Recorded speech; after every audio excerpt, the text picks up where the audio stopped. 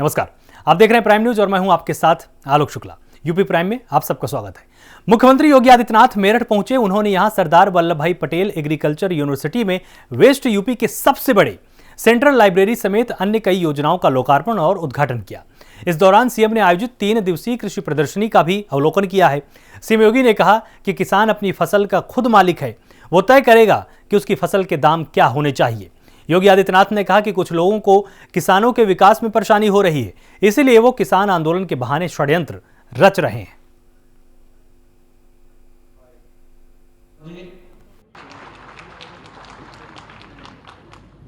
मेरठ की धरती भारत के स्वाधीनता आंदोलन की प्रेरणा की धरती रही है। 1857 का प्रथम स्वतंत्र समर की बिगुल फूंकने वाला मेरठ,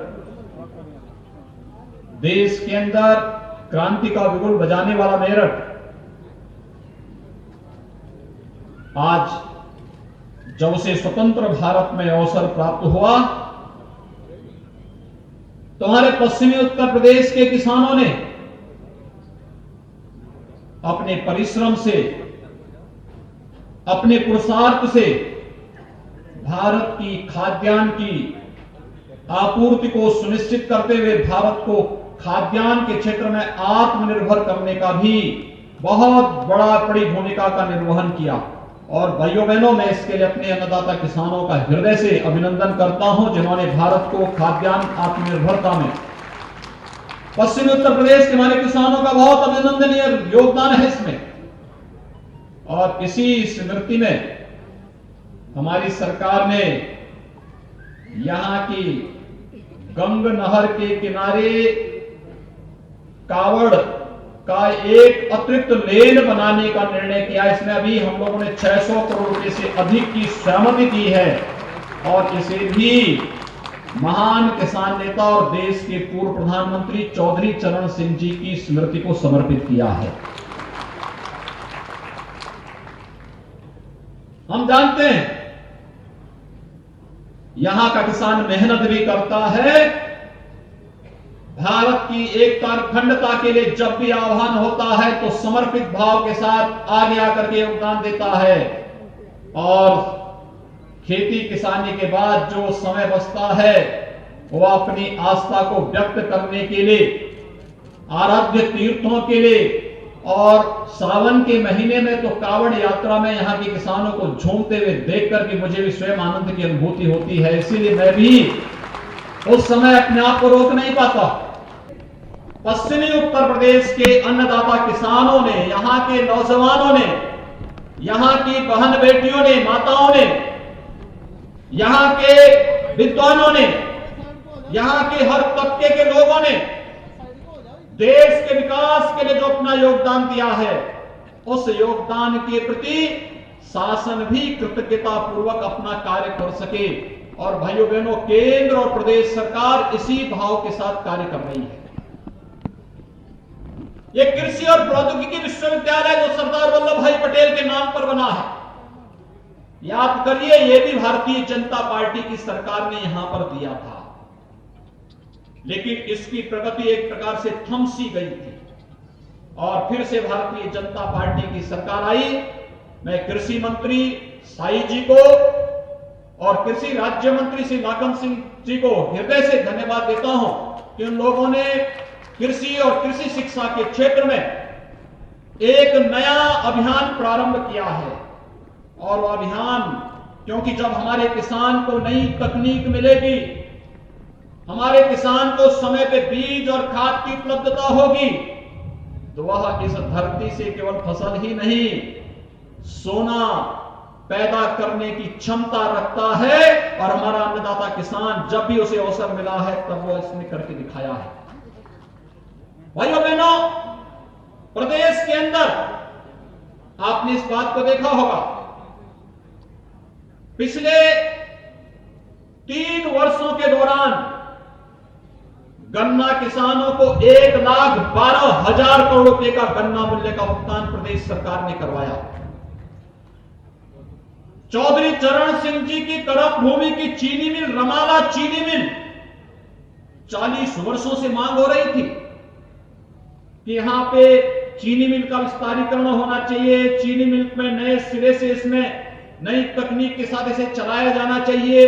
कोई सुनने वाला नहीं था। हमारी सरकार आई, एक मुफ्त पैसा दिया और विगत वर्ष ही हम लोगों ने रमाला चीनी मिल के विस्तारीकरण के साथ साथ नए सिरे से नया प्लांट वहां पर देकर के यहाँ के किसानों को पूरी तरह स्वस्थ किया कि गन्ना किसानों के हितों को हर प्रकार का संरक्षण देंगे। अब तो प्रधानमंत्री मोदी जी का मैं अभिनंदन करता हूं कि गन्ना किसान आने वाले समय में आश्वस्त हो सकता है कि उसके गन्ना मूल्य का पाई पाई का भुगतान होगा, कोई रोक नहीं पाएगा। क्योंकि अब तो चीनी के साथ साथ फाइन चीनी, सल्फरलेस चीनी भी बनाने की कार्रवाई प्रदेश में हमने प्रारंभ कर दी है और साथ साथ चीनी की जितनी आवश्यकता देश और दुनिया को होगी उतनी चीनी उत्पादन करेंगे और शेष गन्ने से इथेनॉल बना करके यहाँ के ट्रैक्टर, यहाँ के ट्रक, यहाँ के वाहन, ये सभी को इथेनॉल से चलाने की व्यवस्था करेंगे तो हमें खाड़ी के देशों को पेट्रोल और डीजल के नाम पे पैसा नहीं देना पड़ेगा। यानी ये डीजल और पेट्रोल के नाम पे जो पैसा खाड़ी के देशों को जाता, विदेशों को जाता है, ये पैसा भी हमारे अन्नदाता किसानों के खाते में जाएगा और इस दिशा कार्य आज प्रारंभ हो रहा है। प्रदेश के अंदर इथेनॉल के नए प्लांट लगने प्रारंभ किए। भारत के अंदर इतने बड़े देश को मोदी जी कैसे सुरक्षित रख दे रहे हैं, विकास भी हो रहा है, किसानों को लाभ भी मिल रहा है, नौजवानों को भी लाभ मिल रहा है, महिलाओं को भी हर सुविधा से जोड़ा जा रहा है और दूसरा सीमाओं की सुरक्षा भी मजबूती के साथ होकर के अगर कभी पाकिस्तान आंख उठा करके देखने का प्रयास करता है तो भारत का बहादुर जवान पाकिस्तान के अंदर घुस करके उसके सभी आतंकी कैंपों को नष्ट करने का काम भी करता है। यही तो मोदी जी का कमाल है। भारत के दुश्मन तो घबरा ही रहे हैं, लेकिन भारत की प्रगति से ईर्ष्या करने वाले, विदेशी जूठन से पलने वाले लोग भी अब षड्यंत्र करने में कोई कोताही नहीं बरत रहे। और भाइयों बहनों, उन्हीं लोगों को यही परेशानी है। याद करिए, कभी स्वर्गीय राजीव गांधी जी ने कहा था, राजीव गांधी जी देश के प्रधानमंत्री रहे, प्रधानमंत्री जब थे तब उन्होंने इस बात पे चिंता व्यक्त की थी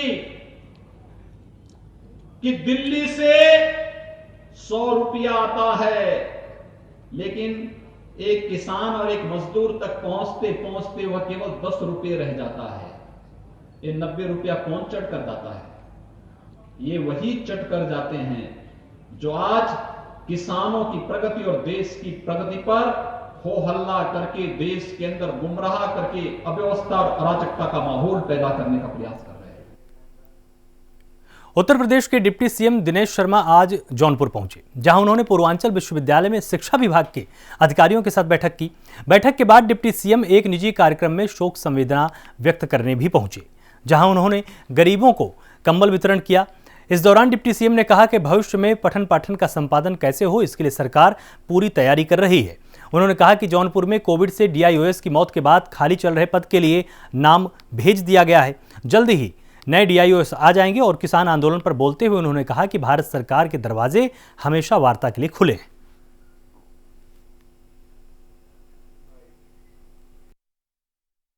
किसान आंदोलन के संबंध में मुझे कहना है कि भारत सरकार के दरवाजे हमेशा वार्ता के लिए खुले हैं। प्रधानमंत्री का सपना ही है कि किसानों की जो आमदनी है वो दोगुनी हो और इसके लिए उन्होंने सम्मान राशि का प्रयोग, जो न्यूनतम समर्थन मूल्य है वो उनको मिल सके उसका प्रयोग। साथ में उन्होंने इस बात का भी चिंता किया कि जो गेहूं और चावल है उनके क्रय केंद्र खुलें, गन्ने का बकाया का भुगतान हो, जो खाद है वो उपलब्ध रहे। ये तमाम चीज़ें सरकार कर रही है। उनको विशेष सुविधाएं, विशेष ऋण की उपलब्धि किसान बंधुओं को हो। ये सारी चीज़ें सरकार का करने की मंशा यही है कि उनकी आमदनी दुगनी हो और जो भी उनकी समस्याएं होंगी सरकार सुनेगी, उसको हल करेगी। जौनपुर विश्वविद्यालय में यहाँ के शिक्षा अधिकारियों की माध्यमिक, उच्च और विश्वविद्यालय के अधिकारियों की बैठक हुई थी, भविष्य में परीक्षाओं का संपादन कैसे हो, अभी पठन पाठन ऑफलाइन कैसे हो, ऑफलाइन में कितनी प्रतिशत की संख्या आ रही है, उसमें कोविड का जो गाइडलाइन है उसका पालन किया जा रहा है कि नहीं किया जा रहा है, परीक्षा केंद्रों का वितरण का प्रारंभ जो है वो किस प्रकार से करें, ये तमाम विषय थे जिन पे हमने अभी आज हमारी बैठक हुई। उनको समुचित निर्देश दिए गए कि पठन पाठन की प्रक्रिया निर्बाध रूप में चले, ऑनलाइन भी चले और ऑफलाइन भी चले, और साथ में परीक्षा की तैयारी भी हम लोग अभी से शुरू करेंगे कि मार्च अप्रैल में जब भी परीक्षा हो तो परीक्षा सुचारू रूप से संपादित हो सके। इसके लिए आज अधिकारियों की बैठक यहाँ पर संपादित हुई। वहीं गाजियाबाद के भोपुरा स्थित ऑक्सी होम सोसाइटी के लोगों ने बिल्डर के खिलाफ मोर्चा खोला है और अनशन पर बैठकर अपना विरोध दर्ज करा रहे हैं।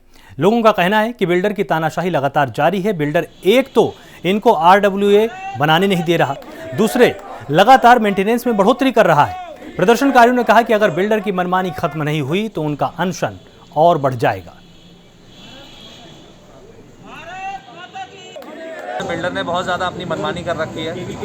हम यहाँ पे 1400-1500 लोग रहते हैं, कोई सुनवाई नहीं है। जब मन करता है अपने हिसाब से, अब काम चल रहा है यहाँ पे। सीजी की रेट्स 18 से सीधे 24 कर दिए गए हैं, जिसकी कि कोई वजूद नहीं, कोई वैल्यू नहीं है। कुछ बताया भी नहीं है हमको कि किस लिए बढ़ाए जा रहे हैं। There should be a reasoning, कुछ एक रीज़न होना चाहिए कि क्यों बढ़ाया गया। कोई रीज़न नहीं, अपने हिसाब से जो मन करता है वो बोल देते हैं।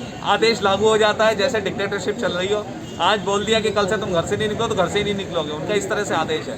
हम इसकी निंदा करते हैं और इसके प्योरली अगेंस्ट हैं सब लोग। मेरा सिंपल सा कंसर्न ये है कि गवर्नमेंट की तरफ से किसी भी ऑफिशियल अथॉरिटी की तरफ से कोई भी इंटीमेशन नहीं था कि डीजल के रेट बढ़े हों या ऑक्सी में कंजम्पशन बढ़ा हो या कोई भी ऐसी चीज़ बढ़ी हो जिसकी वजह से एक जेन्युइन रीज़न सामने आए। उसके बाद भी तानाशाही को दिखाते हुए 18 रुपये से सीधे 24 रुपये यूनिट कर दिया गया, 6 रुपये बढ़ा दिए गए। कोई इंटीमेशन नहीं, कोई ऑडिट नहीं, कुछ नहीं। ये किस वजह से किया गया? मैं सिर्फ इस वजह से यहाँ पर आकर के खड़ा हुआ हूँ कि ये जो तानाशाही वाली हरकतें चल रही हैं ये गलत है। वहीं पर महुआ के चरखारी कोतवाली क्षेत्र के करहरा खुर्द में बीजेपी विधायक ब्रजभूषण राजपूत की गाड़ी पर अज्ञात बदमाशों ने हमला किया है। बाइक सवार 4 नकाबपोश आते हैं और बदमाशों ने विधायक की गाड़ी पर ताबड़तोड़ फायरिंग कर दी। हमले में विधायक के पीए और कार चालक बाल बाल बच गए। वहीं पीछा करने पर चारों बदमाश बाइक छोड़कर वहां से फरार हो गए। मामले की खबर मिलते ही मौके पर पहुंची है पुलिस और जांच में जुटी हुई है।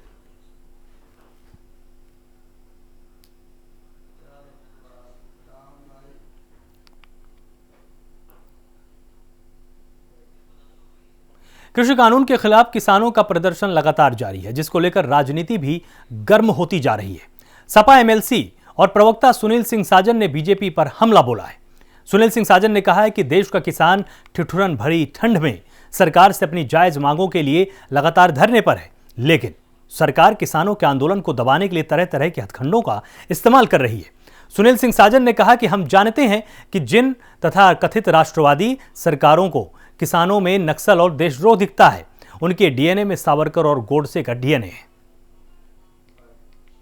को लेकर देश का किसान लगातार धरने पर है। अपनी मांगों को लेकर के जो काला कानून सरकार ने बनाए हैं किसानों को लेकर, उनको वापस कराने के लिए लगातार प्रयास कर रहा है और सरकार लगातार किसानों के आंदोलन को दबाने की साजिश कर रही है। सरकार में शामिल लोगों को अब किसानों में नक्सल और देशद्रोह दिखने लगा है। हम जानते हैं कि जिन लोगों को नक्सल और देशद्रोह दिख रहा है उनका डीएनए गोडसे और सावरकर का हो सकता है। समाजवादी पार्टी के राष्ट्रीय अध्यक्ष माननीय अखिलेश यादव जी ने आह्वान किया था, लगातार समाजवादी पार्टी गांव-गांव किसान यात्रा निकाल रही है। 14 तारीख को सोमवार को सभी मुख्यालयों पर पार्टी का निर्देश हुआ है कि जो नेता हैं वो शांतिपूर्वक तरीके से मौन रह करके धरना देंगे और किसानों के आंदोलन को ताकत देंगे। हमारे नेता माननीय अखिलेश यादव जी ने कहा है कि अमीरों के चारण बनकर जो बैठे हैं दरबारों में, झूठ फैलाने निकले वो गांव गली चौपालों में। तो सरकार गुमराह कर रही है देश को और देश के किसानों को। श्रावस्ती जनपद के गिलौला भिनगा हाईवे पर समाजवादी पार्टी के पूर्व विधायक हाजी मोहम्मद रमजान के नेतृत्व में कृषि कानून के खिलाफ किसान के समर्थन में हाईवे पर जमकर प्रदर्शन हुआ, जिसमें पूर्व विधायक हाजी मोहम्मद रमजान ने गांव-गांव जाकर हाईवे पर उतरकर किसानों को कृषि कानून को काला कानून बताते हुए जोरदार प्रदर्शन किया और किसानों को जागरूक करने का काम किया है। इस मौके पर समाजवादी पार्टी के सैकड़ों कार्यकर्ताओं ने सड़क पर उतरकर जमकर सरकार विरोधी नारे लगाए और कृषि कानून बिल को वापस लेने की मांग की है। वहीं पूर्व विधायक ने कहा कि जब तक किसान धरने पर रहेंगे, हम इसी तरह सड़कों पर नजर आते रहेंगे। जो किसान विरोधी बिल पास हुआ है, भारतीय जनता पार्टी के सरकार ने पास कर दिया है, जो किसान के विरोधी है। आज लाखों लाख की संख्या में किसान आंदोलित है। दिल्ली में आज इस ठंडक में किसानों के ऊपर पानी की बौछार की जाती है और उनको वहां से भगाया जा रहा है। बॉर्डर सब घेरे हुए हैं और हमारे नेता का निर्देश है, माननीय अखिलेश यादव जी का, कि जब तक किसान आंदोलित है तब तक हमारे समाजवादी पार्टी के लोग, हमारे कार्यकर्ता, हमारे पदाधिकारी बराबर उनके आंदोलन में सहयोग करते रहेंगे। हम उनके सम्मान में उनके साथ हैं और श्रावस्ती जनपद के सारे लोग, सारे समाजवादी पार्टी के कार्यकर्ता और सारे पदाधिकारी सब किसानों के साथ हैं। उत्तर प्रदेश में कोरोना के मामलों में लगातार गिरावट जारी है। प्रदेश में एक्टिव मरीजों की संख्या 20,000 से नीचे आ चुकी है। यूपी में कोरोना का रिकवरी रेट 95% से ज्यादा हो चुका है। वहीं प्रदेश सरकार आर्थिक इकाइयों को रफ्तार देने का लगातार प्रयास कर रही है। साथ ही किसानों को भी पूरी सुविधा दी जा रही है। संक्रमित मरीजों की संख्या 20,000 से नीचे आई है और ये संकेत है कि संक्रमण कम हो रहा है, परंतु ये संकेत ये भी है कि प्रदेश सरकार के जो स्वास्थ्य की मशीन है उसने कितना मेहनत से काम किया है। 2 करोड़ 14 लाख टेस्ट हो चुके हैं और लगभग 15 करोड़ व्यक्तियों तक स्वास्थ्य विभाग पहुंचा है। तो ये माननीय मुख्यमंत्री योगी आदित्यनाथ जी की जो पद्धति है, जो उनका कार्य करने का तरीका है, जो उनकी सोच है कि सरकार हर परिवार तक पहुंचे। स्वयं सरकार के कर्मचारी अधिकारी जाकर परिवारों से पूछ रहे हैं, भाई आपको कोई संक्रमण तो नहीं है। देश भर में ऐसी व्यवस्था किसी अन्य प्रदेश में नहीं है और यही कारण है कि उत्तर प्रदेश सफलतापूर्वक इस संक्रमण से लड़ने में सफल हो रहा है। परंतु सबसे ज़रूरी है आप लोगों का सहयोग। तो सभी नागरिकों को उत्तर प्रदेश सरकार की ओर से, माननीय मुख्यमंत्री जी की ओर से ये अपील है कि सावधानी बरतें। सावधानी बरतेंगे तो आप और प्रदेश की स्वास्थ्य विभाग की टीम और प्रदेश की पूरी मशीनरी आपके साथ है। हम सब इस संक्रमण से मुक्ति पाएंगे और वैक्सीन आने के पश्चात ये स्थिति सामान्य हो जाएगी। प्रदेश में संक्रमण घटने से हॉटस्पॉट कम हुए हैं। 7,339 हॉटस्पॉट क्षेत्र रह गए हैं। कंटेनमेंट जोन में भी लगभग 200 से अधिक कंटेनमेंट जोन में कमी आई है। प्रदेश सरकार की कोरोना से लड़ाई की कार्रवाई तेज़ी से जारी है। जैसे पहले बताया गया, टेस्ट की संख्या बढ़ाई गई है, परिवारों तक पहुंचा जा रहा है, अस्पतालों में सुविधाएं बढ़ाई गई हैं, रिकॉर्ड नंबर पर बेड में वृद्धि की गई है। संक्रमण कम होने के साथ साथ जो अन्य गतिविधियां हैं उनमें तेज़ी लाई जा रही है। आर्थिक गतिविधियों को तेज़ी से सामान्य किया जा रहा है। अब औद्योगिक गतिविधियों को भी तेज़ी से अब सामान्य हो रही हैं। 8 लाख के 18,000 के आसपास की जो हमारी एमएसएमई और बड़ी इकाइयाँ वो इन उद्योगों में काम कर रही हैं। लगभग 52 लाख श्रमिक इनमें काम कर रहे हैं। प्रदेश की एमएसएमई इकाइयों जिनकी की प्रदेश में कुल संख्या लगभग 90 लाख है, उनमें कुछ इकाइयों को कोरोना के समय कार्यशील पूंजी की, जीएसटी के रिफंड की और विभागों से भुगतान की समस्याएं आ रही थी। इन सभी समस्याओं को दूर करने के लिए एमएसएमई साथी ऐप जो है वो उसको शुरू किया गया था। इन इकाइयों में जो कार्यशील पूंजी की जिनको समस्या थी, उन लगभग 4,37,000 इकाइयों को बैंकों से 11,100 करोड़ रुपए के लोन ऋण स्वीकृत कराकर वितरण कराए गए हैं ताकि वह अपनी सामान्य गतिविधियां तेज करें। इसके साथ साथ प्रदेश में रोजगार के नए अवसर पैदा करने के लिए नई एमएसएमई इकाइयों की स्थापना भी की जा रही है, जिनकी स्थापना के लिए बैंकों से समन्वय करके उन्हें ऋण उपलब्ध कराया जा रहा है ताकि उन्हें आर्थिक कठिनाई ना हो। इस समय एक्टिव इन्फेक्शन के केसेस की कुल संख्या 19,729 है, 19729। ये कई महीनों के बाद 20,000 के नीचे ये संख्या आई है एक्टिव इन्फेक्शन के केसेस की।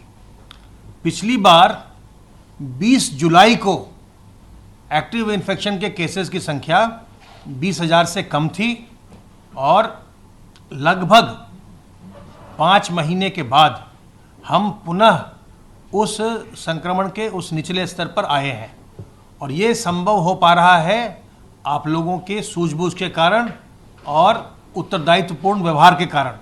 और अभी जब तक कि शीतकाल चल रहा है, जाड़े का मौसम है, जिसमें कि सांस लेने से संबंधी जो बीमारियां होती हैं उसमें बढ़ोतरी होती है, उसमें परेशानी आती है। इस पूरे समय में, पूरे शीतकाल में हम लोगों को बहुत ही सावधान सतर्क रहना है। अभी जो आगे का 2 महीना है, जाड़े का समय है, उसमें सभी लोगों को बहुत ही सावधान रहना है। और विशेष करके जिनको कि सांस लेने की कोई समस्या है, पहले से बीमारी है, दमा की बीमारी है और इस तरह की बीमारी है, उनको बहुत ही सावधान सतर्क रहना है। अब तक प्रदेश में संक्रमण के बाद 5,37,755 व्यक्ति उपचारित होकर डिस्चार्ज किए जा चुके हैं और रिकवरी का प्रतिशत 95% से ऊपर चल रहा है। कुल मिलाकर के संक्रमित व्यक्तियों में से 8,072 व्यक्ति की संक्रमित व्यक्तियों की मृत्यु हुई है। इनके कारण भिन्न भिन्न हो सकते हैं, लेकिन जो भी व्यक्ति कोविड से संक्रमित होता है, अगर उसकी मृत्यु होती है, भले ही उसकी मृत्यु कैंसर की वजह से हो या रीनल फेलियर की वजह से हो, हम सभी मृत्यु को कोविड संक्रमित मृत्यु में हम उसकी गणना करते हैं। तो अब तक मार्च से, जब से संक्रमण अपने प्रदेश में प्रारंभ हुआ, उस समय से लेकर के आज तक कोविड संक्रमित व्यक्तियों में से 8,072 लोगों की मृत्यु हुई है।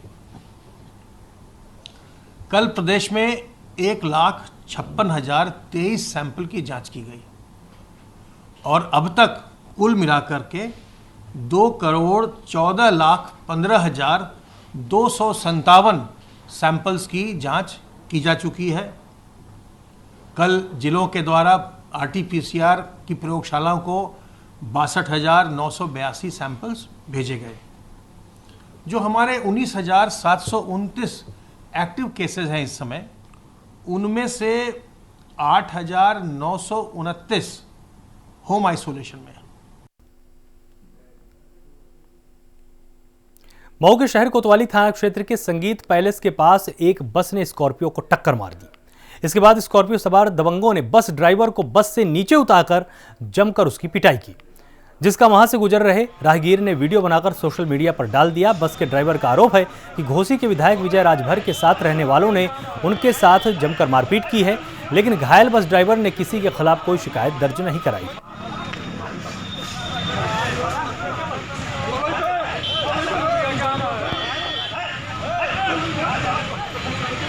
जाम लगा था, खड़ा था और उधर से बाएं साइड से ले करके अपनी स्कॉर्पियो घुसा करके और लुकन गिलास टच हो गया, फूट गई। अब हम तो ब्रेक लेके खड़े थे जाम में और आउट साइड से ले। कौन सी गाड़ी थी आपकी? बस थी। अच्छा, उसके बाद क्या हुआ? उसके बाद वो हमको गाली गलौज देने लगे, मार करके हमारी हेडलाइट का शीशा फोड़ दिया। पैसेंजर सब बता रहे हैं कि नहीं आप तो ले आकर के गाड़ी में सटाए हैं। कितने लोग थे ये लोग? फिर आगे आकर के हमको घेर लिए, 4-5 लोग राइफल लेकर के थे, बंदूक, हमको उतार करके मारने लगे। 12वीं व्यवसायी प्लाट पर बालू की दुकान है।